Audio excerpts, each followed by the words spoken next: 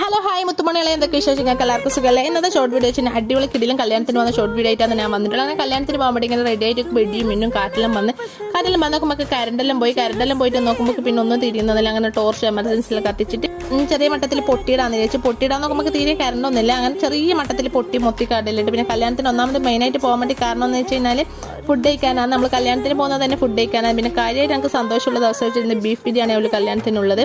അങ്ങനെ പിന്നെ ഫുഡ് കഴിക്കാനായിട്ട് പോകാമെന്ന് വെച്ചാൽ അങ്ങനെ ഓവറായിട്ട് മേക്കപ്പ് ഒന്നും ഇട്ടിട്ടില്ല, സിമ്പിളായിട്ട് അന്ന് മേക്കപ്പ് ഇട്ടുള്ളൂ. അങ്ങനെ ഇതാ മക്കളൊക്കെ കഴിഞ്ഞിട്ടുണ്ട്. മക്കൾക്ക് മഴ കൊണ്ടൊക്കെ ഒന്നും തിരിയുന്നില്ല.